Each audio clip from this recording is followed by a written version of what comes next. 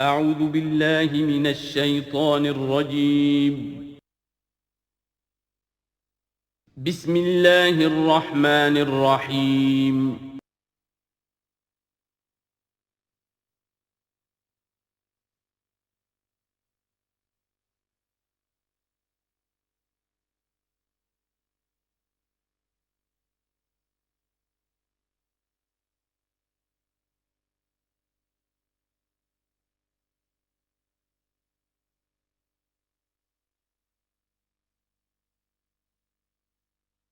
اعوذ باللہ من الشیطان الرجیم بسم اللہ الرحمن الرحیم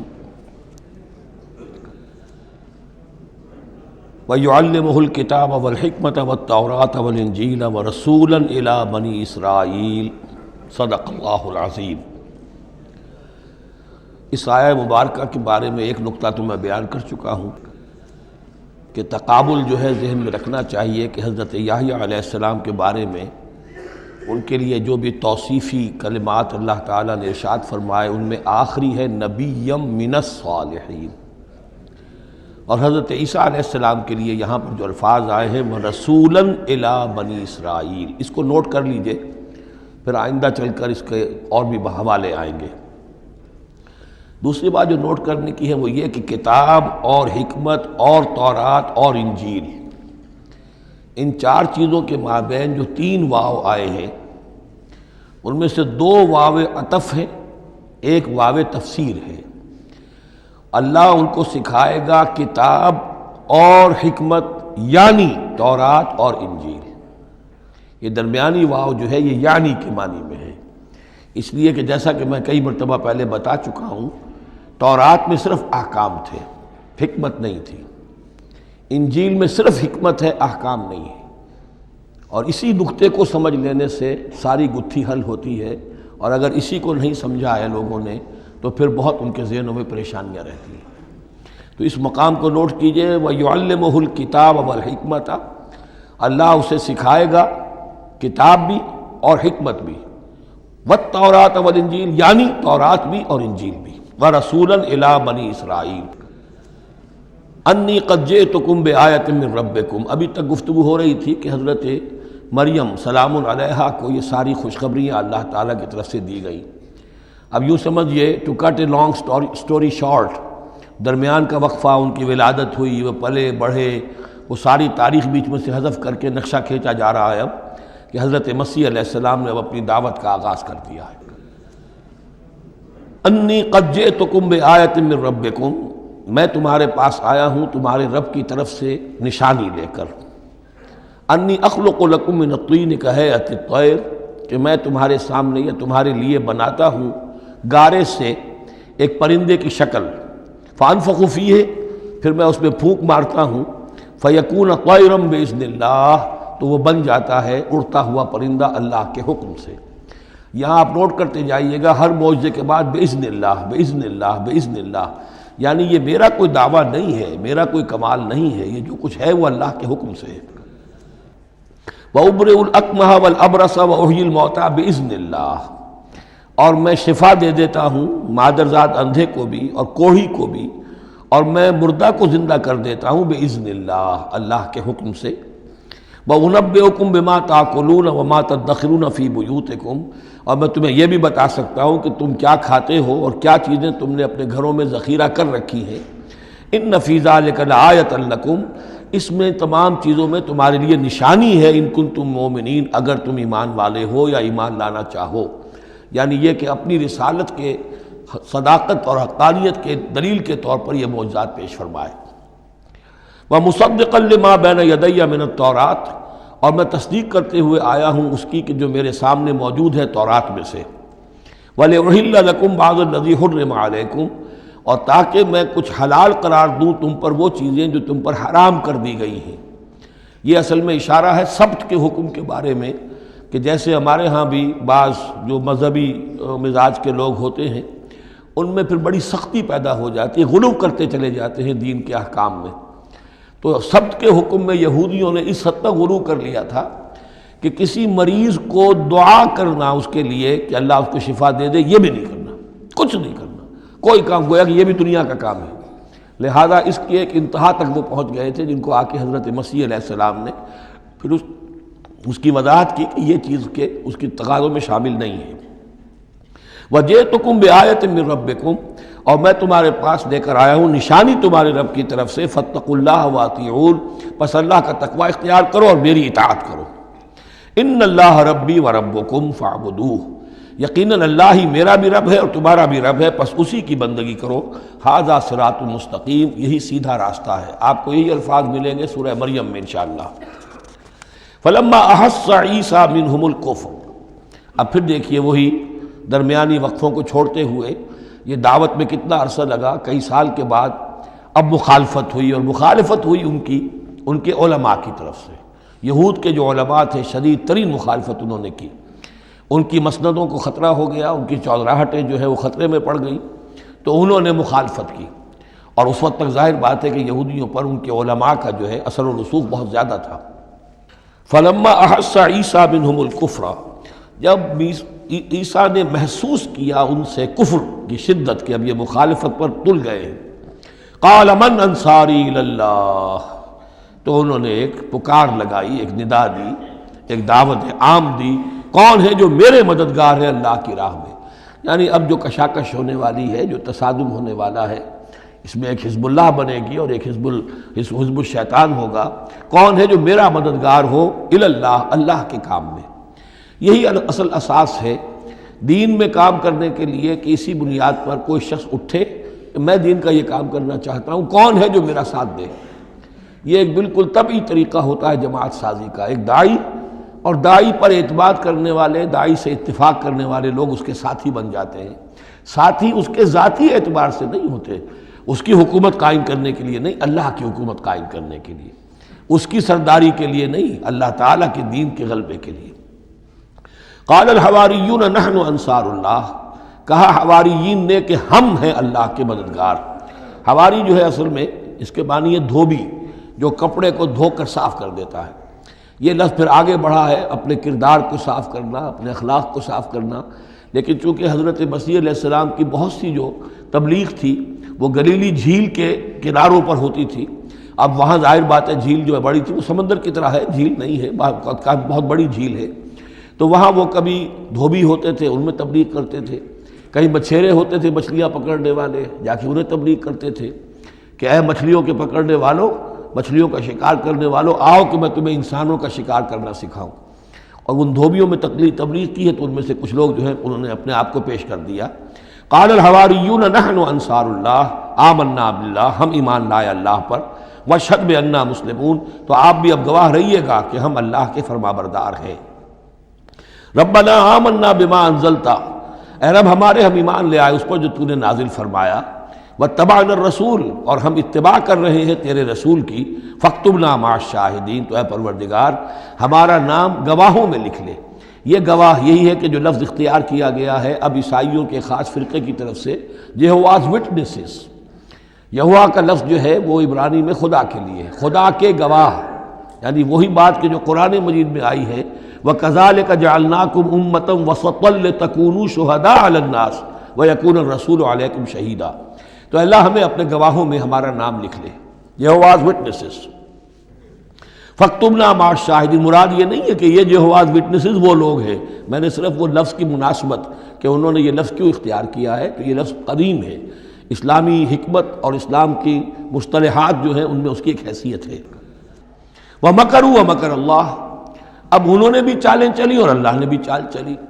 وہ جو ان کے فریسی بیٹھے ہوئے تھے، علماء بیٹھے ہوئے تھے، وہ چالیں چل رہے تھے کسی طرح اس کو پکڑوائیں، کسی طرح، اس لیے کہ وہاں جو حکومت تھی وہ یہودیوں کی نہیں تھی۔ اگرچہ یہودی ایک بادشاہ تھا، پپٹ کنگ، جیسے کنگ فاروق ہوتے تھے مصر کے اندر، اصل حکومت انگریزوں کی تھی، لیکن کنگ فاروق بیٹھے ہوئے ہیں۔ اسی طرح کا وہ پپٹ کنگ تھا کہ جو یہودیوں میں سے تھا، اصل حکومت تھی رومیوں کی، اور رومی گورنر پائلیٹس پونٹس وہ وہاں پر موجود تھا، اور اس طرح کی کوئی کیپٹل پنشمنٹ جو ہے وہ یہودی خود نہیں دے سکتے تھے جب تک کہ وہ جو اصل گورنر ہے اس کی طرف سے اس کا حکم صادر نہ کیا جائے۔ لیکن ان کی مذہبی عدالتیں تھیں، اس میں بیٹھ کر یہ ان کے مفتی، ان کے فریسی، ان کے علماء بیٹھ کے فیصلے کرتے تھے، اور اگر وہ فیصلہ دے دیتے تھے تو ان فیصلوں کی ایگزیکیوشن جو ہے وہ پھر رومن گورنمنٹ کے تھرو اور وہ ہوتی تھی اس کی جو تنفیذ جو ہے وہ پائلٹس پونٹس کے ذریعے سے، لہذا ان کے ہاتھ بندھے ہوئے تھے۔ اب کسی طریقے سے پھنسوائیں اس کو، سوال الٹے سیدھے کرنے، ایسے سوال کرنے کہ وہ جواب دیں تو اس میں بغاوت کی بو آ جائے تو کہیں دیکھو یہ رومیو یہ تمہارا باغی ہے، اس طرح کی وہ چالیں چل رہے تھے۔ وَمَكَرُوا وَمَكَرَ اللَّهُ، اللہ کی اپنی چال تھی۔ اب اللہ کی چال کیا تھی؟ اب اس کی تفصیل قرآن میں نہیں ہے، یعنی یہ کہ ان کے حواریین میں سے ہی ایک نے دھوکہ دیا اور حضرت مسیح علیہ السلام کو گرفتار کروایا۔ اب اس کے بعد اللہ تعالیٰ نے جو کچھ انجیل برنباس میں ہے، قرآن میں نہیں ہے، حدیث میں نہیں ہے، ہمارے اولین جو مفسرین ہیں ان کے ہاں بھی نہیں ہے، لیکن یہ انجیل برنباس، ایونجیلیم برنابے، جو پوپ کی لائبریری سے برآمد ہوئی ہے، اس کے اندر یہ تفصیل ہے کہ جس حواری نے آپ کو غداری کر کے پکڑوایا تھا، گرفتار کروایا تھا، اس کی شکل حضرت مسیح کی بدل دی اللہ نے، اور وہ پکڑا گیا، سولی وہ چڑھا ہے، اور حضرت مسیح پر وہ ہاتھ ڈال ہی نہیں سکے، بلکہ جس باغ میں آپ روپوش تھے، جیسے ایک کوٹھڑی سی بنی ہوئی تھی جس میں کوئی آلات وغیرہ رکھ دیتے ہیں، اس باغ میں وہ روپوش تھے اور اس کوٹھڑی میں عبادت کر رہے تھے، باقی جو ان کے حواری ہیں 12 وہ باہر تھے۔ اس وقت وہ سٹک گیا، ایک شخص وہاں سے چپکے سے گیا کہ اب میں پکڑواؤں گا، اور جا کر جو ہے وہ سپاہیوں کو لے آیا، رات کے وقت نیلے لے کر آئے، اس نے کہا میں اندر جاؤں گا، جسے میں کہوں اے ہمارے استاد بس پکڑ لینا وہی مسیح ہے، اس لیے کہ رومیوں کو کیا پتہ تھا وہ مسیح کون ہے، وہ تو یہودی ہے، لہذا جیسے ہمارے ہاں پولیس والوں کو کیا پتہ ہے وہ آئے ہیں، آئیڈینٹیفائی کون کرے گا، تو اس نے کہا کہ میں کہوں گا اے میرے آقا میرے استاد بس پکڑ لینا۔ اب یہ جب اندر داخل ہوا تو جیسے ہی کمرے میں داخل ہوا، اس کوٹھڑی میں اس کی چھت پھٹی، 4 فرشتے نازل ہوئے، حضرت مسیح کو لے کر وہ چلے گئے، اور اس شخص کی شکل جو ہے وہ بدل دی گئی حضرت مسیح والی۔ اب یہ گھبرا کر باہر نکلا تو دوسرے حواریین جو تھے انہوں نے کہا اے ہمارے استاد، اور ادھر سے وہ سپاہی جو ہیں داخل ہو گئے، انہوں نے اسی کو قابو کیا، سولی وہ چڑھا ہے اصل میں، حضرت مسیح نہیں۔ لیکن یہ ساری تفاصیل جو ہیں یہ قرآن میں بھی نہیں ہے، حدیث میں بھی نہیں ہے۔ جب حدیث میں نہیں ہے، قرآن میں نہیں ہے، تو ہمارے مفسرین کے پاس بھی نہیں ہو سکتی تھی، لیکن یہ کہ یہ شہادت جو ہے یہ در حقیقت انہی کے گھر سے ہمیں ملی ہے، اور یہ پوری طریقے سے فٹ ان کرتی ہے، پوری طریقے سے قرآن کا جو بیان ہے اس میں یہ پوری طرح فٹ ہوتی ہے۔ وَمَكَرُوا وَمَكَرَ اللَّهُ، انہوں نے اپنی سی چالیں چلی، اللہ نے اپنی چال چلی، وَاللَّهُ خَيْرُ الْمَاكِرِينَ، اور اللہ تعالیٰ جو ہے وہ بہترین چال چلنے والا ہے۔ اِذْ قَالَ اللَّهُ يَا عِيسَىٰ إِنِّي مُتَوَفِّيكَ وَرَافِعُكَ إِلَيَّ، یاد کرو جب کہ اللہ نے عیسیٰ سے کہا عیسیٰ میں تمہیں اب لے جانے والا ہوں، یہ لفظ ہے کہ جس کو قادیانیوں نے اصل میں بہت بڑی بنیاد بنایا ہے اپنے غلط عقیدے کی، کہ وفات مسیح ہو چکی ہے۔ اس لفظ کو اچھی طرح سمجھ لیجئے، وفا کے معنی ہے پورا کرنا، وعدہ وفا کرو، وفا۔ اب اس سے جب کہا جائے کسی کو پورا دینا تو باب تفعیل میں آئے گا وفا یوفی توفیتاً، وہ ہم پڑھ چکے ہیں، ووفیت کل نفس فکیف اذا جاء، جب وہ دن آئے گا ووفیت کل نفس ما عملت، جو کچھ انہوں نے کیا ہوگا پورا پورا ان کو دے دیا جائے گا۔ یہ دیکھ لیجئے آیت نمبر 25، فکیف اذا جمعناہم لیوم لا ریب فیہ ووفیت کل نفس ما کسبت وہم لا یظلمون، ہر ایک کو بھرپور پورا پورا بدلہ اس کے اعمال کا دے دیا جائے گا۔ یہ ہے کسی کو پورا پورا دینا، کسی سے پورا پورا لے لینا، یہ باب تفاعل ہوگا، توفا یا توفا، کسی کو پورا لے لینا، تو پورا لے لیتا ہے اللہ تعالیٰ نے۔ یہ لفظ جو ہے پورا بتمام و کمال، یہ گویا کہ منطبق ہوتا ہے حضرت مسیح پر، کہ حضرت مسیح کو ان کے جسم اور جان سمیت اللہ لے گیا۔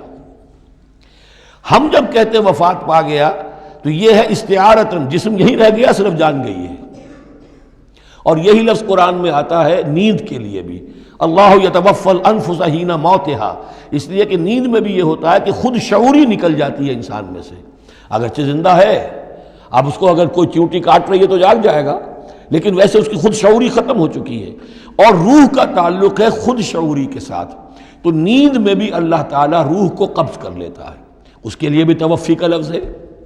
پھر جب انسان مرتا ہے تو روح اور جان دونوں چلی گئیں اور صرف جسم رہ گیا، یہ بھی توفی ہے۔ اور سب سے زیادہ مکمل توفی کیا ہے کہ اللہ تعالیٰ حضرت مسیح کو ان کے جسم، جان اور روح تینوں سمیت سموچے حضرت مسیح کو زندہ جو کر لے گیا، یہ ہے عقیدہ جو مسلمانوں کا ہے، اور جہاں تک لفظ کا تعلق ہے اس میں قطعاً کوئی بات جو ہے اس میں ایسی نہیں ہے کہ جس سے کوئی شخص دلیل پکڑ سکے، سوائے اس کے کہ ان لوگوں کو بہکانا آسان ہے جنہیں عربی زبان کی گرامر سے واقفیت نہیں، وہ ایک ہی وفات جانتے ہیں۔ وفات 3 ہو گئی ہیں ازلو قرآن جو میں نے آپ کو سمجھائی ہیں۔ اس قال اللہ یا عیسیٰ انی متوفیک، میں تمہیں لے جاؤں گا، ورافعک الیہ، اور تمہیں اپنی طرف اٹھا لوں گا، ومطہرک من الذین کفروا، اور تمہیں پاک کر دوں گا ان لوگوں سے جنہوں نے تمہارے ساتھ کفر کیا ہے، وجاعل الذین اتبعوک فوق الذین کفروا الی یوم القیامہ، اور جو لوگ بھی تیری پیروی کریں گے انہیں بھی ہمیشہ ہمیشہ کے لیے قیامت تک ان کے اوپر رکھوں گا کہ جنہوں نے کفر کیا ہے تیرے ساتھ، جو تیرا انکار کر رہے ہیں یہودی، اس کے بعد سے جو پسے ہیں آج تک پس رہے ہیں۔ حضرت مسیح سن 30 میں اٹھا لیے گئے یا 33 میں، اور اس کے بعد سے آپ کو معلوم ہے کہ مسلسل سن 70 عیسوی میں ہیکل سلیمانی ختم ہوا، 1,20,000 یا 1,33,000 یہودی ایک دن میں ٹائٹس نے قتل کیے یروشلم میں، حضرت مسیح کے رفع سماوی کے 40 برس بعد۔ ان کا ہیکل سلیمانی بھی وہ جو ہے وہ ختم کر دیا گیا، اب اس کی ایک دیوار ہے، میں بتا چکا ہوں 1927-28 برس ہو گئے ہیں کہ ان کا کعبہ گرا پڑا ہے۔ 1917 سے پہلے تک، بلکہ یوں سمجھیے پہلے 500 برس تک تو ان کا داخلہ بھی ممنوع تھا۔ یہ تو حضرت عمر کے ہاتھوں جب فتح ہوا ہے، یہ ڈائسپورا کا ان کا پیریڈ کہلاتا ہے۔ ایک پیریڈ ان کا کیپٹیوٹی کا تھا، جبکہ وہ نبوکدنضر لے گیا تھا انہیں اور بیبیلونیا میں قید میں رکھا ہے، وہ ہے ان کا پیریڈ آف کیپٹیوٹی۔ اس کے بعد واپس آئے، حضرت عزیر کے زمانے میں دوبارہ دوسرا ٹیمپل بنایا، اس کے بعد یہ ٹیمپل سن 70 عیسوی میں ختم ہوا، اور ڈائسپورا کہلاتا ہے کہ منتشر ہو جانا۔ انہیں وہاں سے نکال دیا گیا تھا کہ تم دفع ہو جاؤ یہاں سے، فلسطین میں تم نہیں رہ سکتے۔ کوئی روس چلا گیا، کوئی ہندوستان چلا گیا، کوئی مصر چلا گیا، کوئی اور یورپ چلا گیا، پوری دنیا میں پھیل گئے۔ یہ ڈائسپورا اولاً ختم ہوا ہے حضرت عمر رضی اللہ تعالیٰ عنہ کے ہاتھ سے، جب فتح ہوا ہے یروشلم۔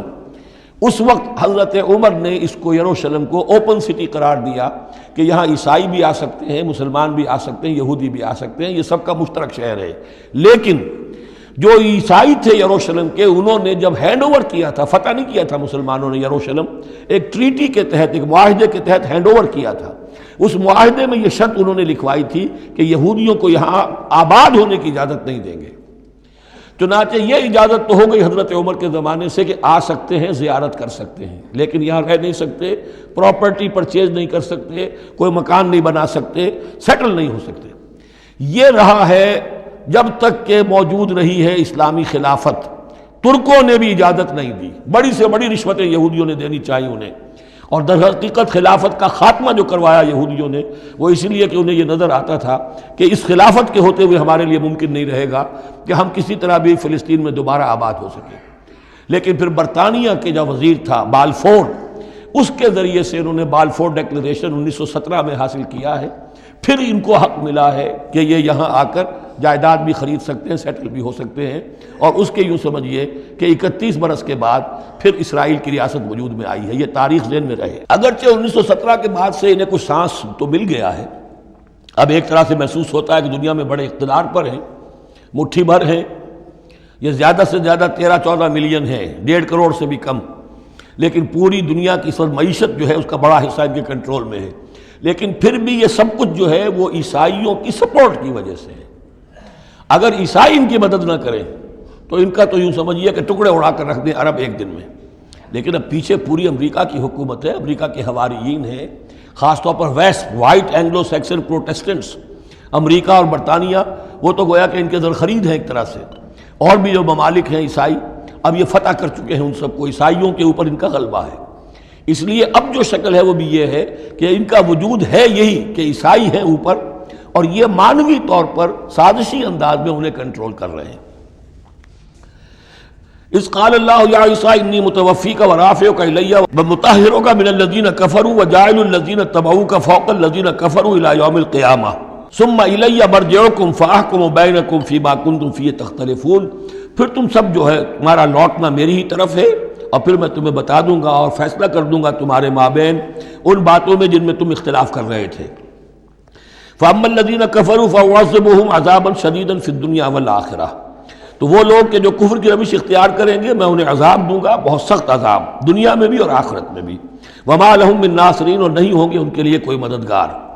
وَأَمَّا الَّذِينَ آمَنُوا وَعَمِلُوا الصَّالِحَاتِ، اور جو ایمان لائیں گے اور نیک عمل کریں گے، فَيُوَفِّيهِمْ، اب دیکھیے وفا یوفی دینا، پورا پورا دینا، تو ان کو وہ پورا پورا دے گا، اجورہم، ان کا اجر۔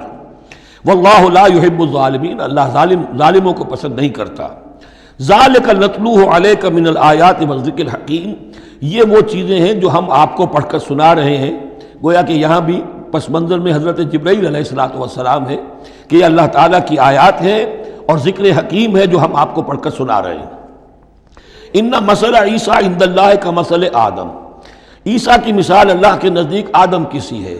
خلقہ من تراب ثم قال له کن فیکون، اسے بنایا مٹی سے پھر کہا ہو جا، وہ ہو گیا۔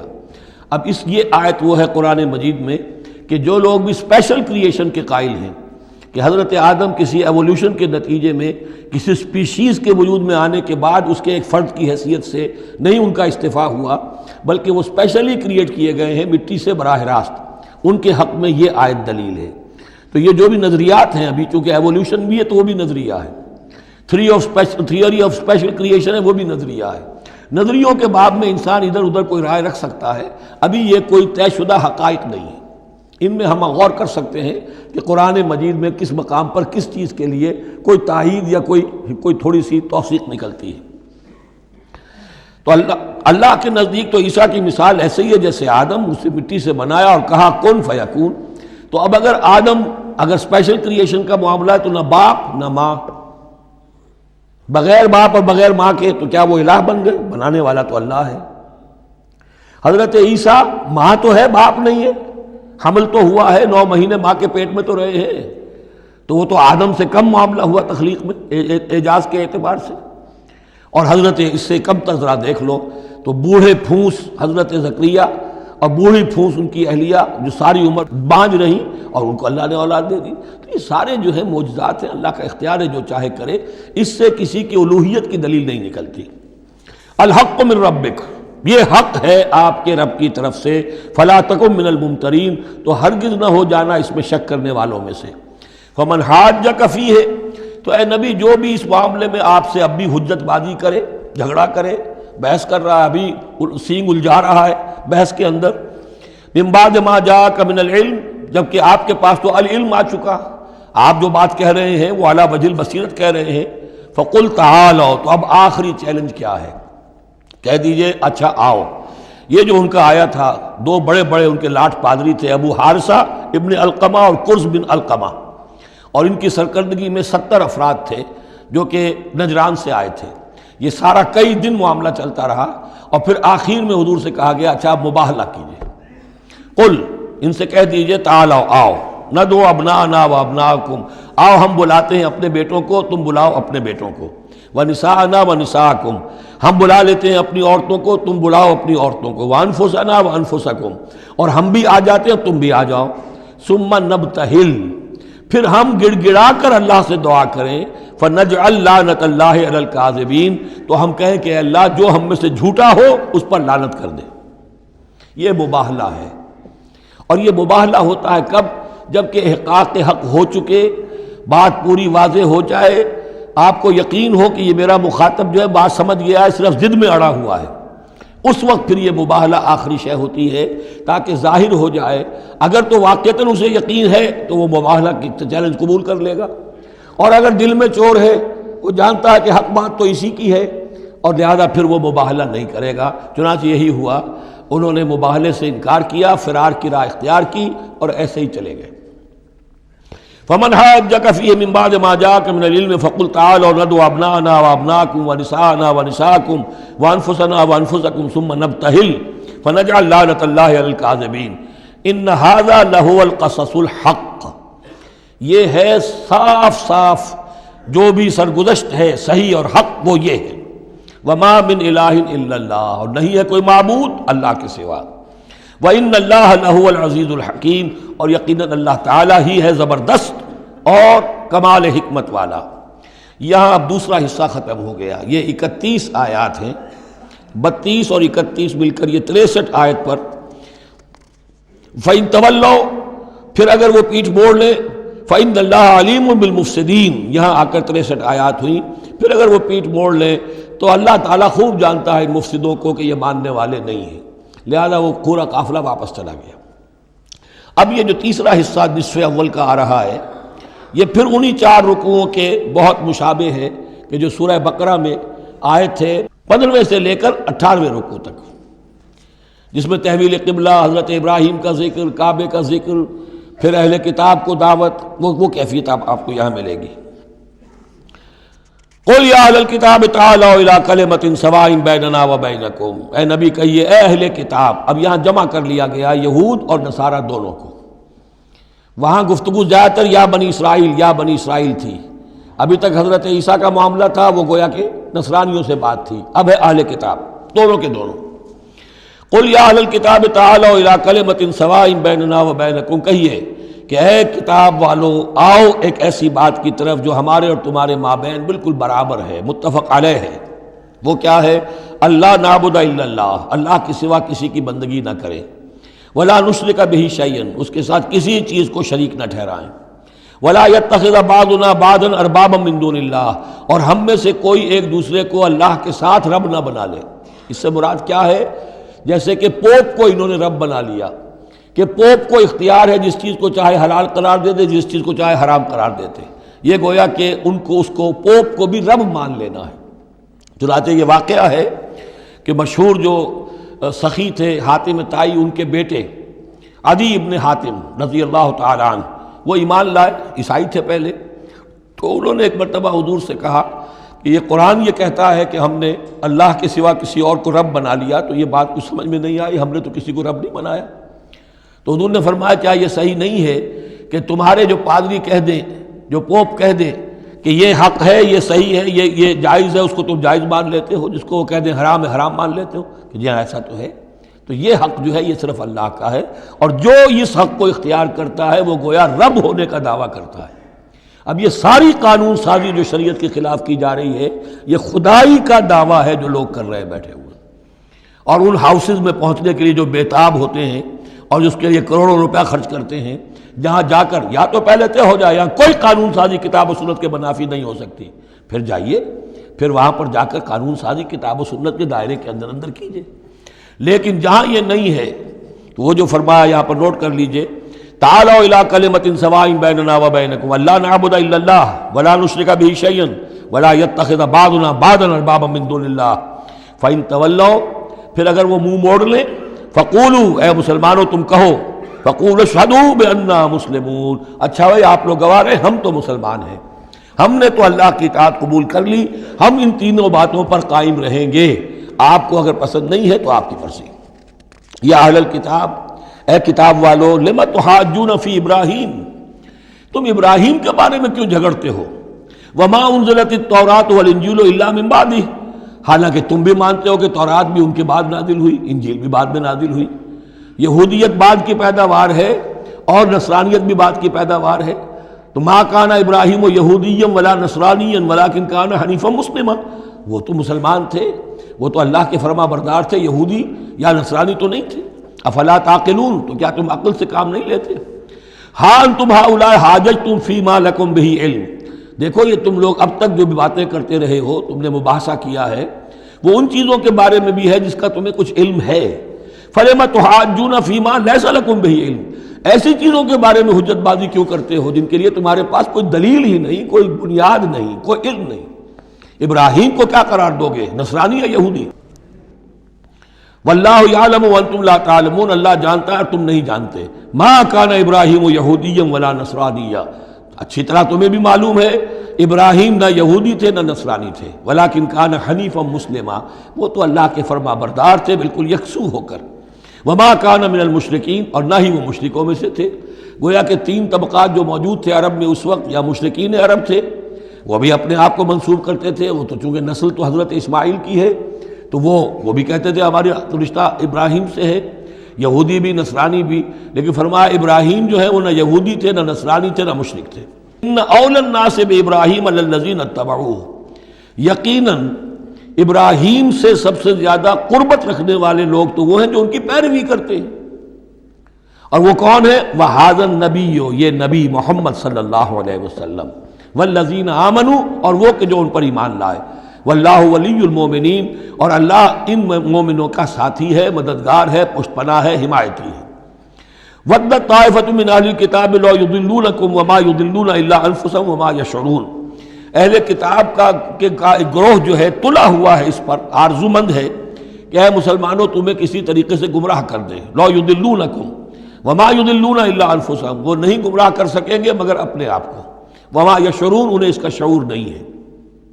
یا اہل الکتاب، دیکھیے کو انداز جو ہے بڑا ہی داعیانہ، جیسا کہ وہ جو 5واں رکوع تھا سورہ بقرہ کا، اس طرح کا انداز ہے یہاں۔ یا اہل الکتاب لما تکفرون بآیات اللہ وانتم تشہدون، اے کتاب والو، اے اہل کتاب، کیوں تم اللہ تعالیٰ کی آیات کا انکار کرتے ہو جبکہ تم اس کے قائل ہو، پہچان چکے ہو، دل میں جان چکے ہو۔ یا اہل الکتاب لما تلبسون الحق بالباطل وتکتمون الحق وانتم تعلمون، اے اہل کتاب کیوں تم حق کے اوپر باطل کا ملمہ چڑھاتے ہو، کیوں حق کو چھپاتے ہو جانتے بوجھتے۔ یہ بھی اس 5ویں رکوع میں آیت موجود تھی، ولا تلبسوا الحق بالباطل وتکتموا الحق وانتم تعلمون۔ وقالت طائفۃ، اب ایک بڑی سازش کا ذکر ہو رہا ہے کہ جو انہوں نے کی تھی مسلمانوں کے خلاف اور محمد رسول اللہ کو ناکام بنانے کے لیے۔ اس سازش کا پس منظر کیا تھا کہ چونکہ صورتحال یہ آ چکی تھی دنیا کے سامنے کہ جو ایک مرتبہ دائرہ اسلام میں داخل ہو جاتا تھا، اب چاہے اسے مار دیں، اسے پیٹیں، اسے بھوکا رکھیں، اسے سزا دیں، جو بھی ٹارچر کریں، واپس نہیں آتا۔ تو دھاک بیٹھ گئی نا کہ اسلام کے اندر کوئی ایسی کشش ہے، اسلام کے اندر کوئی ایسی حقانیت ہے، کوئی ایسی مٹھاس ہے کہ ایک آدمی بڑی سے بڑی قربانی دینے کو تیار ہے، ایک دفعہ اسلام قبول کرنے کے بعد اسلام کو سے دستبردار ہونے کو تیار نہیں۔ یہ جو ساکھ بن گئی تھی اس کو توڑنے کا ذریعہ سوچا انہوں نے کہ ایسا کرو، صبح کے وقت اعلان کرو کہ ہم ایمان لے آئے، سارا دن محمد کی صحبت میں رہو صلی اللہ علیہ وسلم، شام کو کہہ دو جی دیکھ لیا ہم نے، کچھ نہیں ہے یہاں، یہ دور کے ڈھول سہانے ہیں، ہم تو اپنے ہی کفر میں جا رہے ہیں، اپنے ہی راستے پہ جا رہے ہیں۔ اب اس سے یقیناً کچھ لوگ سمجھیں گے کہ انہوں نے سازش کی ہوگی، کچھ لوگ سمجھیں گے کہ بھائی بڑے متقی لوگ تھے، بڑے خشوع و خضوع کے ساتھ آئے تھے، بڑے اعلان کے ساتھ، شان کے ساتھ انہوں نے کلمہ کہا تھا اور ایمان قبول کیا تھا، پھر دیکھو سارے دن حضور کی محفل میں بیٹھے رہے ہیں، کچھ نہ کچھ تو دیکھا ہی ہوگا نا آخر، ایسے کیسے یہ لوگ چلے گئے۔ عام لوگوں کے دلوں میں وسوسہ اندازی جو ہے اس سے کرنا بہت آسان کام ہے، وہ سازش تھی جو بنائی، اور اسی کا اصل میں تعلق ہے قتل مرتد کی سزا۔ اسلامی ریاست میں اس سازش کا راستہ روکنے کے لیے یہ سزا تجویز کی گئی ہے کہ جو شخص ایمان لے آئے پھر کفر میں جائے گا تو قتل کر دیا جائے گا، کیونکہ اسلامی ریاست کی بنیاد ہے، آئیڈیولوجیکل ریاست ہے یہ، ایمان اور اسلامی تو اس کی بنیاد ہے، اس کی جڑوں کو کھودنے والی جو چیز ہو سکتی ہے اس کی تو پوری جو ہے اس کی بندش اور اس کا سد باب ہونا چاہیے۔ وقالت طائفة من اہل الکتاب آمنوا بالذی انزل علی الذین آمنوا وجہ النہار، اور اہل کتاب کے گروہ نے یہ طے کیا ایمان لاؤ اس چیز پر جو نازل کی گئی ہے ان اہل ایمان پر صبح کے وقت، دن چڑھے، وَاکْفُرُوا آخِرَہُ، اور کفر کر دو، اعلان کفر کر دو دن کے آخر میں، لعلہم یرجعون، شاید ان میں سے بھی کچھ لوٹ آئیں، اندر سے جا کے کچھ لوگوں کو تو گھسیٹ لائیں گے ہم کہ وہ جو ہے وہ بھی اسلام کو چھوڑ دیں، وہ مشتبہ ہو جائے معاملہ، ان پر وسوسہ پیدا ہو جائے۔ وَلَا تُؤْمِنُوا إِلَّا لِمَنْ تَبِعَ دِينَكُمْ، اور دیکھو ہرگز ایمان نہ لانا مگر اسی چیز پر کہ جو تمہارے دین کی پیروی کرے، ماننی اسی کی بات ہے۔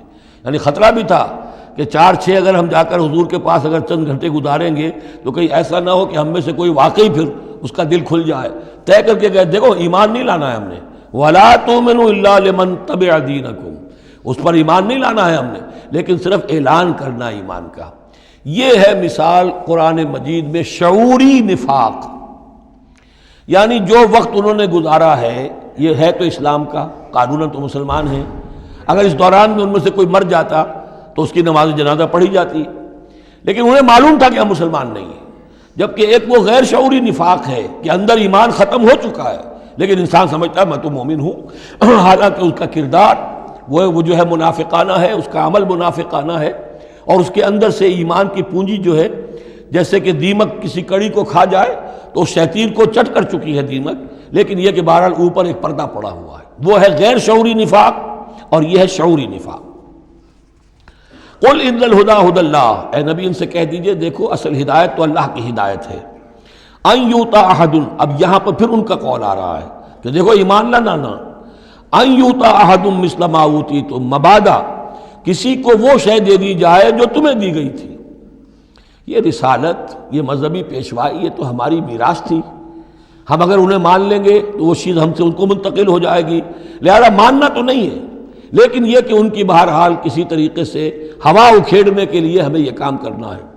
اور یحاجوکم عند ربکم، یا تمہارے خلاف حجت قائم کریں اللہ کے نزدیک۔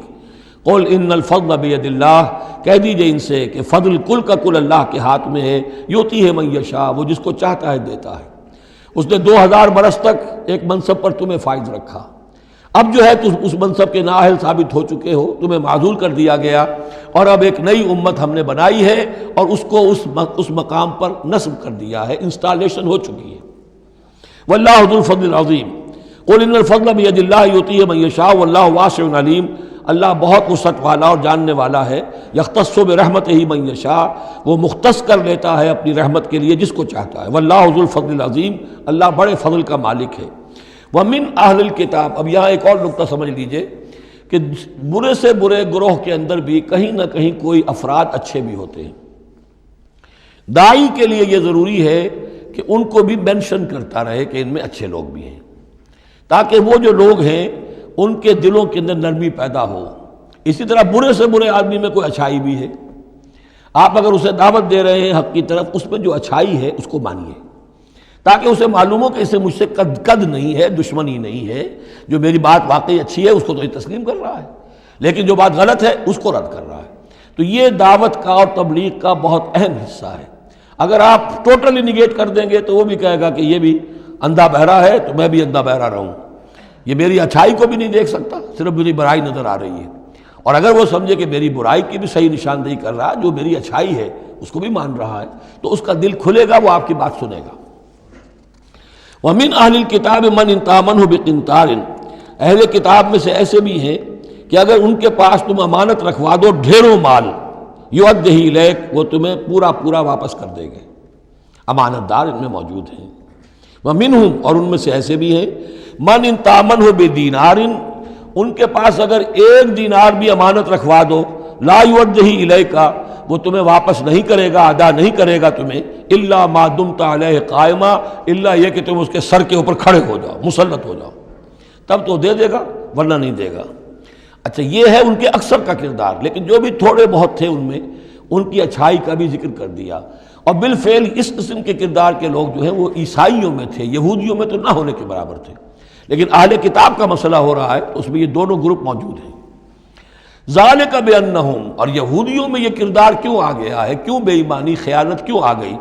ذالک بانہم قالوا لیس علینا فی الامیین سبیل، یہ اس لیے کہ انہوں نے یہ عقیدہ گھڑ لیا ہے کہ ان امیین کے بارے میں ہم پر کوئی ملامت نہیں ہے۔ یہ اچھی طرح سمجھ لیجئے، یہودیوں کا یہ عقیدہ تورات میں نہیں ہے، لیکن اصل جو کتاب ہے ان کی مذہبی وہ تورات نہیں ہے، تالمود ہے۔ یوں سمجھیے کہ تورات تو ہے ام الکتاب ان کی جو بھی ہے، لیکن جو ان کا ساری شریعت ہے، جو ان کے ضوابط ہیں، قوانین ہیں، قواعد ہیں، عبادات کی تفاصیل ہیں، وہ سب ہیں تالمود میں۔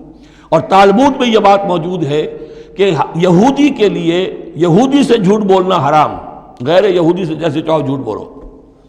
یہودی کے لیے کسی یہودی کا مال ہڑپ کرنا ناجائز حرام، غیر یہودی جینٹائلز اور گوئمز ان کا مال جس طرح چاہو دھوکے سے بائی ہوک بائی کروک جس طرح چاہو ہڑپ کرو، تو یہ ہمارے اوپر مؤاخذہ ہی نہیں ہے، اس لیے کہ یہ جو لوگ ہیں غیر یہودی یہ انسان ہے ہی نہیں، یہ اصل میں انسان نما حیوان ہے، اور ان سے فائدہ اٹھانا ہمارا حق ہے، جیسے کہ گھوڑے کو تانگے میں جوتنا انسان کا حق ہے، بیل کو اپنے حل کے اندر جوت لینا یہ انسان کا حق ہے، تو ہمارا حق ہے ان حیوانوں سے ہم جو چاہے لوٹ لیں، کھسوٹ لیں، ان کی رضامندی سے لے لیں، ظلم کریں، اس میں ہم پر کوئی پکڑ نہیں ہوگی، کوئی محاسبہ نہیں، یہ تالمود میں باقاعدہ لکھا ہوا ہے۔ ذالک بانہم قالوا، اس لیے کہ ایک پکچر بھی اس پر بنی ہے جو امریکہ کے عیسائیوں نے بنائی ہے، the other side of Israel, جس میں کہ انہوں نے ایک شخص نے ایک یہودی کتب خانے میں جا کر کتابیں نکال کر پھر اس کے اوپر نشان لکھا کر یہ چیزیں لکھی ہوئی ہیں کہ یہودیت کا جو اصل چہرہ ہے وہ اس ڈاکومنٹری کے اندر، ویڈیو کے اندر واضح کر دیا گیا ہے ان کی کتابوں کے حوالے سے۔ ذالک بانہم قالوا لیس علینا فی الامیین سبیل، یہ اس لیے ہے ان میں یہ خیانت اور بے ایمانی اور جھوٹ اور دغا کہ انہوں نے یہ عقیدہ گھڑ لیا ہے کہ غیر یہودی لوگوں کے بارے میں ہم سے کوئی پرسش ہی نہیں ہے، کوئی ہمارے اوپر کوئی ذمہ داری ہے ہی نہیں۔ وَيَقُولُونَ عَلَى اللَّهِ الْكَذِبَ وَهُمْ يَعْلَمُونَ، اور وہ تو اللہ تعالیٰ کی طرف نسبت دے رہے ہیں، منسوب کر رہے ہیں جھوٹ کو، اور وہ جانتے بوجھتے کر رہے ہیں، ان کے علماء جانتے ہیں۔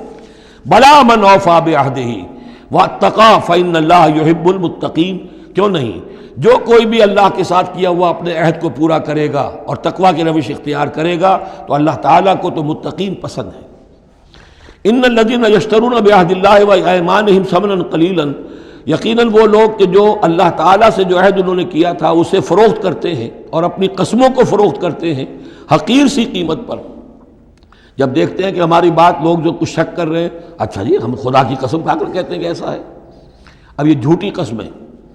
ثمنا قلیلا اولئک لا خلاق لهم فی الآخرہ، یہ وہ لوگ ہیں کہ جن کے لیے کوئی حصہ نہیں ہے آخرت میں۔ ولا یکلمہم اللہ، نہ اللہ ان سے کلام کرے گا۔ ولا ینظر الیہم یوم القیامہ، اور نہ ان کی طرف نگاہ کرے گا قیامت کے دن۔ ولا یزکیہم، نہ ان کو پاک کرے گا۔ یہ بھی سورہ بقرہ میں تقریباً پورا مضمون آ چکا ہے۔ ولہم عذاب علیم، ان کے لیے دردناک عذاب ہے۔ وان منہم لفریقا یلوون السنتہم بالکتاب، اور ان میں سے ایک گروہ ایسا بھی ہے جو اپنی زبان کو توڑتا مروڑتا ہے کتاب کو پڑھتے ہوئے، وہ الفاظ کو ذرا سا ادھر ادھر مروڑ کر معنی اور پیدا کر لیتے تھے۔ ان سے کہا گیا حتہ کہو تو ہنتا بنا دیا، بجائے اس کے کہ اللہ ہماری گناہ جھاڑ دے، ہمیں گیہوں دے۔ انہوں نے کہنا ہے تم نے سمعنا واطعنا، سمعنا وعصینا، تو وہ اسی طریقے کا معاملہ وہ کرتے تھے۔ تورات کو پڑھتے ہوئے بھی جب دیکھا کہ جو سائل آیا ہے وہ فتویٰ مانگ رہا ہے، اس کی پسند کچھ اور ہے، تو الفاظ کو توڑ مروڑ کر پڑھ کر کہہ دیا کہ دیکھو یہ کتاب کے اندر موجود ہے۔ وَإِنَّ مِنْهُمْ لَفَرِيقًا يَلْوُونَ أَلْسِنَتَهُمْ بِالْكِتَابِ لِتَحْسَبُوهُ مِنَ الْكِتَابِ، تاکہ تم سمجھو کہ وہ کتاب میں سے ہے۔ وَمَا هُوَ مِنَ الْكِتَابِ، وہ کتاب میں سے نہیں ہوتا۔ وَيَقُولُونَ هُوَ مِنْ عِنْدِ اللَّهِ، اور وہ کہتے ہیں یہ اللہ کی طرف سے ہے۔ وَمَا هُوَ مِنْ عِنْدِ اللَّهِ، جبکہ وہ اللہ کی طرف سے نہیں ہوتا۔ فَوَيْلٌ لِّلَّذِينَ يَكْتُبُونَ بِأَيْدِيهِمْ، یہ پڑھ چکے ہیں سورہ بقرہ کے اندر بھی کہ وہ لوگ کہ جو اپنے ہاتھوں سے لکھتے ہیں کہتے ہیں کہ اللہ کی طرف سے ہے۔ وَيَقُولُونَ عَلَى اللَّهِ الْكَذِبَ وَهُمْ يَعْلَمُونَ، وہ اللہ پر جھوٹ تہمت باندھتے ہیں جانتے بوجھتے۔ مَا كَانَ لِبَشَرٍ أَن يُؤْتِيَهُ اللَّهُ الْكِتَابَ وَالْحُكْمَ وَالنُّبُوَّةَ، کسی انسان کا یہ کام نہیں ہے، کسی انسان کے شایہ نشان نہیں ہے کہ اللہ تعالیٰ نے تو اس کو کتاب دی ہو، حکمت دی ہو، نبوت دی ہو۔ ثم یقول للناس کونوا عبادا لی من دون اللہ، پھر وہ لوگوں سے کہنے لگے کہ میرے بندے بن جاؤ اللہ کو چھوڑ کر۔ یہ اشارہ ہو رہا ہے اب نصرانیوں کی طرف کہ تمہارے طرف ہم نے رسول بھیجے، عیسیٰ ابن مریم کو ہم نے بھیجا، انہیں کتاب دی، ان کو حکم دیا، ان کو حکمت دی، نبوت دی، معجزات دیے، اور انہوں نے تو یہ اس کا کوئی امکان نہیں کہ وہ یہ کہتے کہ مجھے بنا لو اللہ کے سوا اپنا معبود۔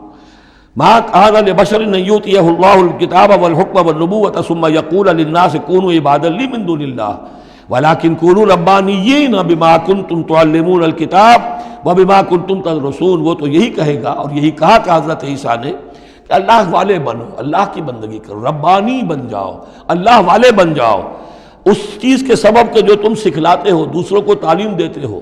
اتامرون الناس بالبر وتنسون انفسکم وبما کنتم تدرسون، اور جو کچھ تم خود بھی پڑھتے تھے۔ یہ پڑھنا پڑھانا دین کا، سیکھنا سکھانا، تعلیم و تعلم قرآن، تعلیم و تعلم حدیث، تعلیم و تعلم فقہ، یہ اس لیے ہونا چاہیے کہ لوگوں کو اللہ والے بنایا جائے، نہ یہ کہ اپنے بندے بنا کر اور ان سے نذرانے وصول کر کے ان کا استحصال کیا جائے۔ وَلَا يَأْمُرُكُمْ أَن تَتَّخِذُوا الْمَلَائِكَةَ وَالنَّبِيَّ أَرْبَابًا، وہ کبھی بھی تمہیں اس بات کا حکم نہیں دے گا کہ تم فرشتوں یا انبیاء کو رب بنا لو۔ فرشتوں کو رب بنایا مشرکین مکہ نے، فرشتوں کے نام پر اپنی وہ مورتیاں انہوں نے بنائی، لات، عزا، منات، اور انہوں نے ایک نبی کو اپنا رب بنا لیا۔ ایامرکم بالکفر بعد اذ انتم مسلمون، تو کیا وہ ایسا بندہ اللہ کا جس کو اللہ نے نبوت سے سرفراز کیا ہو، کیا تمہیں وہ کفر کا حکم دے گا جبکہ تم مسلم ہو چکے ہو، تم نے فرما برداری اختیار کر لی ہے۔ وَإِذْ أَخَذَ اللَّهُ مِيثَاقَ النَّبِيِّينَ، اور یاد کرو جب کہ اللہ نے تمام انبیاء سے ایک عہد لیا تھا، لَمَا آتَيْتُكُم مِّن كِتَابٍ وَحِكْمَةٍ، جب بھی میں تمہیں دوں گا کتاب اپنی اور حکمت، ثُمَّ جَاءَكُمْ رَسُولٌ، پھر تمہارے پاس آئے کوئی اور رسول، نیا رسول، مُصَدِّقٌ لِّمَا مَعَكُمْ، جو کہ تمہارے ساتھ جو کچھ ہے اس کی تصدیق کرتے ہوئے آئے، لَتُؤْمِنُنَّ بِهِ وَلَتَنصُرُنَّهُ، تو تمہیں لازماً اس پر ایمان لانا ہوگا اور اس کی مدد کرنی ہوگی، کیونکہ انبیاء کا ایک سلسلہ چل رہا تھا، ہر نبی جو ہے آئندہ کی پیشن گوئی کر کے گیا ہے، اور یہ بھی ختم نبوت کے بارے میں بہت بڑی دلیل ہے کہ ایسی کسی شے کا ذکر قرآن میں یا حدیث میں نہیں ہے، بلکہ اس کے برعکس ہے کہ نبوت مجھ پر ختم ہو گئی ہے، ورنہ اس سے پہلے تمام انبیاء حضرت مسیح حضور کی بشارت دے کر گئے، تمام انبیاء کی کتابوں میں بشارتیں موجود ہیں۔ اگر آپ انجیل پڑھیں برنباس کی تو اس میں تو کوئی صفحہ خالی نہیں ہے جس میں کہ حضور کی بشارت نہ ہو اور حضور کے بارے میں خوشخبری نہ ہو، لیکن یہ کہ وہ باقی انجیلوں میں سے نکال دیا گیا۔ قال اقررتم واخذتم علی ذلکم اسری، اللہ نے فرمایا تم نے اقرار کر لیا اے نبیو۔ اب یہ کہاں کیا گیا؟ یہ عالم ارواح میں، تمام نبی ایک دفعہ تو جمع نہیں ہو سکتے تھے، عالم ارواح میں یہ عہد لیا گیا ہے، تم نے اس کو قبول کیا اور اس پر میری ذمہ داری قبول کر لی۔ قالوا اقررنا، جیسے ہم سب کے سب کہہ کے آئے تھے الست بربکم قالوا بلا، ایسے ہی جنہیں نبوت سے سرفراز ہونا تھا ان کی ارواح سے یہ اضافی جو ہے عہد لیا کہ اگر میں تمہیں نبی بنا کر بھیجوں گا، تمہارے بعد جو نبی آئے گا پھر تمہیں اپنے لوگوں کو یہ کہہ کر جانا ہے کہ بعد میں آنے والے کی مدد کرنا اور اس کی نصرت کرنا، اس پر ایمان لانا۔ قال فاشهدوا وانا معكم من الشاهدين، تو اللہ نے کہا تو اچھا تم بھی گواہ رہو اور میں بھی گواہ ہوں۔ فمن تولى بعد ذلك، تو جس نے بھی منہ موڑ لیا اس کے بعد، فاولئک هم الفاسقون، تو یقیناً وہی ہے سرکش لاہنجار۔ افغیر دین اللہ یبغون، تو کیا یہ اللہ کے دین کے سوا کوئی اور دین چاہتے ہیں؟ وَلَهُ أَسْلَمَ مَنْ فِي السَّمَاوَاتِ وَالْأَرْضِ طَوْعًا وَكَرْهًا وَإِلَيْهِ يُرْجَعُونَ، جبکہ آسمانوں اور زمین میں جو کچھ ہے اللہ کے سامنے سر تسلیم خم کیے ہوئے ہے، چاہے خوشی سے اور چاہے مجبوراً، اور اسی کی طرف ان سب کو لوٹا دیا جائے گا۔ قُلْ آمَنَّا بِاللَّهِ، یہ دیکھیے 16ویں رکوع کی سورہ بقرہ کی آیات جو ہیں تقریباً تھوڑے سے لفظی فرق کے ساتھ، کہیے آمنا باللہ، ہم ایمان لائے اللہ پر، وما انزل علینا، جو نازل کیا گیا ہم پر، وما انزل علی ابراہیم و اسماعیل و اسحاق و یعقوب والاسباط، اور جو کچھ نازل کیا گیا ابراہیم پر، اسماعیل پر، اسحاق پر اور یعقوب پر اور ان کی اولاد پر، وما اوتی موسیٰ و عیسیٰ والنبیون من ربہم، جو بھی موسیٰ کو دیا گیا، عیسیٰ کو دیا گیا، تمام انبیاء کو دیا گیا ان کے رب کی طرف سے، لا نفرق بین احد منہم ونحن لہ مسلمون، ہم ان میں سے کسی ایک کے مابین بھی کوئی تفریق نہیں کرتے اور ہم تو اللہ کے فرما بردار ہیں۔ وَمَن يَبْتَغِ غَيْرَ الْإِسْلَامِ دِينًا فَلَن يُقْبَلَ مِنْهُ، جو کوئی اس اسلام کے سوا کوئی دین اختیار کرے گا اللہ اسے اس کی جانب سے قبول نہیں کرے گا۔ وَهُوَ فِي الْآخِرَةِ مِنَ الْخَاسِرِينَ، اور آخرت میں وہ پھر خسارے پانے والوں میں سے ہو کر رہے گا۔ كَيْفَ يَهْدِي اللَّهُ قَوْمًا كَفَرُوا بَعْدَ إِيمَانِهِمْ، کیسے ہدایت دے گا اللہ ان لوگوں کو جو ایمان کے بعد کافر ہو گئے۔ اس کا کیا مطلب ہے؟ یعنی ان کے دل ایمان لے آئے تھے، مان لیا تھا، حقیقت منکشف ہو گئی تھی، جیسے سورۃ النمل میں ہم پڑھیں گے وَجَحَدُوا بِهَا وَاسْتَيْقَنَتْهَا أَنفُسُهُمْ ظُلْمًا وَعُلُوًّا، انہوں نے انکار تو کیا لیکن ان کی جی نے، دل نے ان کے یقین کر لیا تھا کہ بات صحیح ہے۔ دل اقراری ہے، زبان انکاری ہے۔ زبان انکاری کیوں ہے؟ ظلمًا وعلوا، حق تلفی کرنے کے لیے اور اپنی سربلندی کے لیے، اپنی چودراہٹ کے لیے، بغیم بینہم، ورنہ دل ان کے ایمان لا چکے تھے۔ تو کیف یہدی اللہ قوما کفروا بعد ایمانہم، کہ جب حق منکشف ہو گیا، دل نے گواہی دے دی کہ حق ہے، پھر بھی کفر کیا۔ وشہدوا ان الرسول حق، اور انہوں نے گواہی دی کہ رسول حق ہے، آپس میں باتیں کرتے تھے۔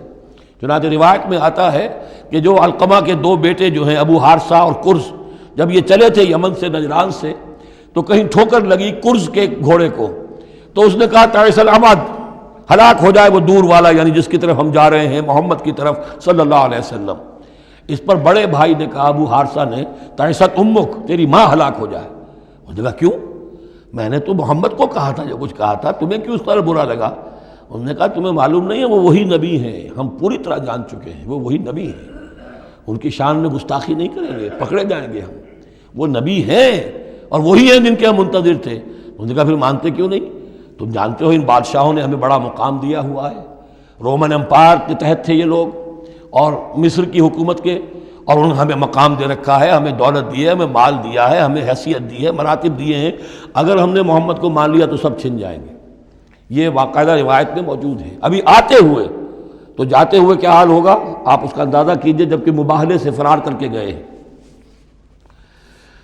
وَشَهِدُوا أَنَّ الرَّسُولَ حَقٌّ، وہ گواہی دے چکے ہیں کہ رسول حق پر ہیں اور حق ہیں۔ وَجَاءَهُمُ الْبَيِّنَاتُ، اور ان کے پاس کھلی کھلی نشانیاں آ چکی ہیں۔ وَاللَّهُ لَا يَهْدِي الْقَوْمَ الظَّالِمِينَ، اللہ ایسے ظالموں کو ہدایت نہیں دیتا۔ أُولَٰئِكَ جَزَاؤُهُمْ أَنَّ عَلَيْهِمْ لَعْنَةَ اللَّهِ وَالْمَلَائِكَةِ وَالنَّاسِ أَجْمَعِينَ، یہ تو وہی لوگ ہیں کہ جن کا بدلہ یہ ہے کہ ان پر اللہ کی بھی لعنت ہے، فرشتوں کی بھی اور تمام انسانوں کی بھی۔ یہ الفاظ بھی سورہ بقرہ میں آ چکے ہیں۔ خالدین فیہا، وہ اسی لعنت میں رہیں گے۔ لا یخفف عنہم العذاب، ان کے عذاب میں کوئی تخفیف نہیں کی جائے گی۔ ولا ہم ینظرون، نہ انہیں کوئی مہلت ملے گی۔ الا الذین تابوا من بعد ذلک، ہاں ابھی دروازہ کھلا ہے توبہ کا، سوائے ان کے کہ جو اس کے بعد توبہ کر لیں، واصلحوا، اور اصلاح کر لیں اپنی یا نیک عمل کریں۔ فإن اللہ غفور الرحیم، تو ابھی توبہ کا دروازہ بند نہیں ہے، یقیناً اللہ غفور الرحیم ہے۔ ان الذین کفروا بعد ایمانہم ثم ازدادوا کفرا لن تقبل توبتہم، جو لوگ جنہوں نے کفر کیا اپنے ایمان کے بعد، حق کو پہچان لینے کے بعد، چاہے زبان سے مانا ہو یا نہ مانا ہو، پھر اگر وہ کفر کرتے ہیں یا ماننے کے بعد زبان سے مرتد ہو جاتے ہیں، ثم ازدادوا کفرا، پھر وہ اپنے کفر میں بڑھتے چلے گئے، لن تقبل توبتہم، ان کی توبہ کبھی قبول نہیں ہوگی۔ واولئک هم الضالون، اور وہ تو یقیناً گمراہوں میں سے ہیں۔ ان الذین کفروا وماتوا وهم کفار، یقیناً وہ لوگ کہ جنہوں نے کفر کیا اور فوت ہو گئے، مر گئے اسی حال میں کہ وہ کافر تھے، فلن يقبل من احدهم ملء الارض ذهبا ولو افتدى به، تو ان میں سے کسی ایک سے زمین کی مقدار کے مطابق سونا بھی فدیے میں قبول نہیں کیا جائے گا اگر وہ پیش کر سکے۔ اب ظاہر بات ہے یہ محال ہے، ناممکن ہے، لیکن یہ کہ بات سمجھانے کے لیے کہ وہاں پر کوئی فدیہ نہیں ہے، زمین کے حجم کے برابر بھی سونا دے کر اور کوئی چھٹنا چاہے گا تو نہیں چھوٹے گا۔ یہ وہی بات ہے، واتقوا یوما لا تجزی نفس عن نفس شیئا ولا يقبل منها شفاعۃ ولا یؤخذ منها عدل، کوئی فدیہ نہیں لیا جائے گا، ولا هم ینصرون، نہ ان کی مدد ہوگی۔ اولئک لهم عذاب علیم، یہ وہ لوگ ہیں کہ جن کے لیے ہے دردناک عذاب، وما لهم من ناصرین، اور نہیں ہوں گے ان کے لیے مدد کرنے والے۔ لن تنالوا البر حتى تنفقوا مما تحبون وما تنفقوا من شيء فإن الله به علیم۔ اس آیت کا حوالہ میں دے چکا ہوں آیہ بر کے ضمن میں، کہ یہ جو نیکی ہے، مظاہر نیکی میں سے، عملی نیکی میں سب سے بڑی، سب سے پہلی، سب سے مقدم انسانی ہمدردی، اور انسانی ہمدردی میں اپنا مال خرچ کر سکنا، اور مال بھی وہ کہ جو محبوب ہو، ردی ہو، دل سے اتر گیا ہو، بوسیدہ ہو گیا ہو، وہ کسی کو دے کر اور سمجھا جائے کہ حاتم طائی کی قبر پر لات مار دی میں نے، تو وہ حماقت ہے اپنی جگہ پر۔ لن تنالوا البر حتى تنفقوا مما تحبون، تم ہرگز نہیں پہنچ سکو گے نیکی کے مقام کو جب تک کہ خرچ نہ کرو اس میں سے جو تمہیں پسند ہے۔ وما تنفقوا من شيء فإن الله به علیم، اور جو کچھ بھی تم خرچ کرو گے اللہ کو اس کا علم ہے۔ کل طعام كان حلا لبني اسرائیل الا ما حرم اسرائیل على نفسه من قبل ان تنزل التوراة، یہ بھی ایک جھگڑا تھا، یہودی کرتے تھے کہ ان کی شریعت میں اونٹ کا گوشت حرام تھا، حضور نے آ کر جو حرام چیزوں کا اعلان کیا اس میں اونٹ کا گوشت حرام نہیں ہے۔ ان کا اگر شریعت یہ وہی ہے، اگر شریعت موسوی ہے تو یہ تغیر کیسے ہو گیا؟ اس کی حقیقت بتائی ہے کہ تورات کے نزول سے قبل حضرت یعقوب علیہ السلام کو ذاتی جیسے بات ہوتی ہے کہ شاید ناپسند ہے، انہوں نے اونٹ کا گوشت اپنے اوپر حرام کر لیا تھا، جیسے حضور نے اپنی 2 ازواج مطہرات کی دلجوئی کے لیے بعض چیزیں جو حلال تھیں ان کی قسم کھا لی، یا ایھا النبی لما تحرم ما احل اللہ لک تبتغی مرضات ازواجک، یہ چیز ان کے ہاں روایت کے طور پر چلی آ رہی تھی، تو اللہ نے فرمایا لاؤ تورات اور دکھاؤ کہاں لکھا ہوا۔ تورات کے نزول سے پہلے یہ شکل حضرت یعقوب علیہ السلام کی تھی، اس کی تم پیروی کر رہے ہو۔ تو کھانے پینے کی وہ چیزیں جو اسلام نے حلال کی ہیں، کل طعام کان حلا لبنی اسرائیل، وہ بنی اسرائیل کے لیے بھی حلال تھی، الا ما حرم اسرائیل علی نفسہ، سوائے ان چیزوں کے کہ جنہیں حرام ٹھہرا لیا تھا اسرائیل، اسرائیل سے مراد حضرت یعقوب اللہ کے بندے عبداللہ، علی نفسہ ہی، اپنی جان پر، من قبل ان تنزل التوراۃ، اس سے پہلے کہ تورات نازل ہو۔ اس لیے کہ یہ تو 500 سال کا فصل ہے حضرت یعقوب میں اور نزول تورات میں۔ قل فاتوا بالتوراۃ فاتلوها، اے نبی ان سے کہیے تم جو اعتراض ہم پر کر رہے ہو تو لاؤ تورات اور پڑھو اور دکھاؤ، ان کنتم صادقین، اگر تم سچے ہو۔ شریعت تورات کے اندر کہیں بھی اونٹ کے گوشت کی حرمت نہیں ہے۔ فمن افترى علی اللہ الکذب من بعد ذلک فاولئک هم الظالمون، اور جو لوگ اس کے بعد بھی اللہ کی طرف جھوٹ منسوب کرتے رہے تو یہ لوگ ظالم ہیں۔ اب ان سے کیا آدمی گفتگو کرے؟ قل صدق اللہ، کہہ دیجئے اللہ نے جو کچھ کہا صحیح فرمایا۔ فاتبعوا ملت ابراہیم حنیفا، بس پیروی کرو ملت ابراہیم کی جو یکسو تھے یا یکسو ہو کر، یہ حنیفہ کا لفظ دونوں طرف جا سکتا ہے، ابراہیم کی صفت یا حال حنیفہ، اور یہ اتباع کا حال بھی ہو سکتا ہے۔ فاتبعوا ملت ابراہیم حنیفا، یکسو ہو کر، بعد کی تمام تقسیمات سے بلندتر ہو کر جو ابراہیم کا طریقہ ہے اس کی پیروی کرو۔ وما کان من المشرکین، اور مشرکین میں سے نہیں تھے۔ ان اول بیت وضع للناس للذی بمکہ، یقیناً پہلا گھر جو لوگوں کے لیے بنایا گیا اللہ کی عبادت کے لیے وہ وہی ہے جو بکہ میں ہے۔ بکہ اور مکہ یہ دو در حقیقت ایک ہی لفظ کے لیے دو پروننسیشن سے۔ ان اول بیت وضع للناس للذی ببکہ مبارکا وہدی للعالمین، برکت والا ہے اور تمام جہان والوں کے لیے ہدایت کا ذریعہ ہے۔ فیہ آیات بینات المقام و ابراہیم، اس میں آیات بینات ہیں۔ ترتیب دیکھ لیجئے، وہاں کے 4 رکوع جو تھے ان میں پہلے اس کا ذکر ہوا تھا، پھر باقی ساری گفتگو تھی۔ یہاں ترتیب الٹ گئی ہے، ساری گفتگو کے بعد اب آخر میں یہ حصہ جو ہے تیسرا اس کا وہ ختم ہو رہا ہے، اس نصف اول کا، اور آخر میں تذکرہ حضرت ابراہیم کا ہے۔ مضامین وہی ہیں، ترتیب بدل گئی ہے۔ فی آیات بینات، اس میں تو بڑی روشن نشانیاں موجود ہیں۔ مقام ابراہیم، جیسے مقام ابراہیم۔ ومن دخلہ کان آمنا، اور جو بھی اس میں داخل ہو جاتا ہے امن میں آ جاتا ہے۔ بدترین پورے عرب کے اندر خوریزی ہوتی تھی، لیکن حرم میں اپنے باپ کے قاتل کو بھی اگر دیکھ لیتے تھے تو کچھ نہیں کہتے تھے۔ یہ ایسی روایت اس حرم کی رہی ہے اور آج تک ہے اللہ کے فضل و کرم سے، کہ وہاں پر امن ہی امن ہے، دار الامن۔ من دخلہ کان آمنا وَلِلَّهِ عَلَى النَّاسِ حِجُّ الْبَيْتِ مَنِ اسْتَطَاعَ إِلَيْهِ سَبِيلًا، اور للہ علی الناس، اب لام اور علی کو یہاں نوٹ کر لیجئے، اللہ کا حق ہے لوگوں پر کہ وہ حج کرے اس کے گھر کا، جو بھی استطاعت رکھتا ہو اس کے سفر کی۔ للہ علی الناس، اللہ کا حق ہے لوگوں پر، حج البیت، گھر حج کرنا بیت اللہ کا، من استطاع الیہ سبیلا، جو بھی استطاعت رکھتا ہو راستے کی، سفر کی۔ ومن کفرا، اب یہاں کفرا کے معنی کیا ہوں گے؟ جو استطاعت کے باوجود حج نہیں کرتا وہ گویا کہ کفر کرتا ہے۔ ومن کفر فإن اللہ غنی عن العالمین، تو وہ اللہ تو غنی ہے تمام جہانوں سے۔ قل یا اہل الکتاب لم تکفرون بآیات اللہ، اب آخری یہ آیات ہیں، بڑا ہی انداز جو ہے جھنجھوڑنے کا، اور جیسے کہ پیئرسنگ آئیز کے ساتھ دیکھ کر کسی سے بات کی جائے اور اس کے یعنی نگاہیں گاڑ کر اس پر۔ قل یا اہل الکتاب لم تکفرون بآیات اللہ، کیوں اللہ کی آیات کا انکار کر رہے ہو؟ واللہ شہید علی ما تعملون، اور جبکہ جو کچھ تم کر رہے ہو اللہ اسے دیکھ رہا ہے۔ قل یا اہل الکتاب لم تصدون عن سبیل اللہ، کہہ دیجئے ہے کتاب والو کیوں روکتے ہو اور روکتے ہو۔ صدہ یا سدو دونوں معنی دیتا ہے، لازم بھی متعدی بھی، خود رک جانا دوسروں کو روکنا۔ کیوں رکتے ہو اور روکتے ہو اللہ کے راستے سے؟ من آمنا، جو ایمان لے آتا ہے، تبغونہا عوجا، تم اس کے لیے ٹیڑھ تلاش کرتے ہو، سازشیں کرتے ہو کہ صبح کو ایمان لاؤ اور شام کو کافر ہو جاؤ، تاکہ یہ ایمان والے جو ہیں ان کے دل میں بھی وسوسے اور دغدغے پیدا ہو جائیں۔ من آمن تبغونہا عوجا، تم چاہتے ہو کہ وہ بھی کج راستہ اختیار کر لے، وانتم شہداء، اور تم خود جانتے ہو جو کچھ کر رہے ہو۔ وما اللہ بغافل عما تعملون، اور اللہ غافل نہیں اس سے جو تم کر رہے ہو۔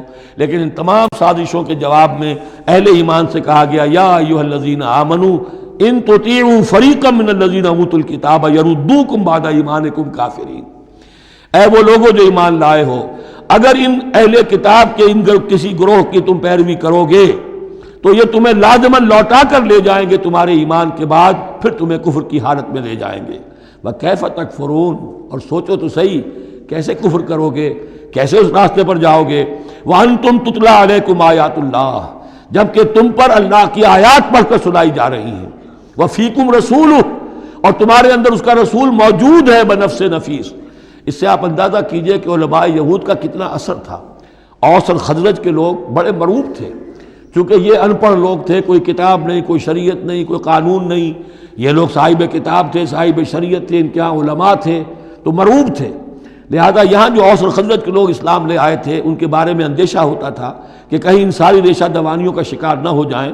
وَكَيْفَ تَكْفُرُونَ وَأَنْتُمْ تُتْلَىٰ عَلَيْكُمْ آيَاتُ اللَّهِ وَفِيكُمْ رَسُولُهُ، کیسے کفر کرو گے تم جبکہ تمہیں اللہ کی آیات پڑھ کر سنائی جا رہی ہیں اور اللہ کے رسول تم میں موجود ہیں۔ وَمَنْ يَعْتَصِمْ بِاللَّهِ فَقَدْ هُدِيَ إِلَىٰ صِرَاطٍ مُسْتَقِيمٍ، اور جو اللہ سے چمٹ جائے اس کی ہدایت ہو گئی ہے صراط مستقیم کی طرف۔ جو اللہ کی پناہ میں آ جائے، جیسے بچہ اگر اسے خطرہ محسوس ہو، شیرخوار بچہ دوڑ کر آ کے ماں سے چمٹ جائے گا، اب وہ یہ سمجھے گا میں قلعے میں آ گیا ہوں، اب مجھے کوئی کچھ نہیں کہہ سکتا، میں اپنی ماں کی گود میں آ گیا، ماں سے چمٹ گیا۔ اسے کیا پتا کہ کوئی درندہ صفت انسان اسے کھینچے ماں کی گود سے، اچھالے اور کسی بلم کے اوپر کسی نیزے کی انی کے اندر پرو لے۔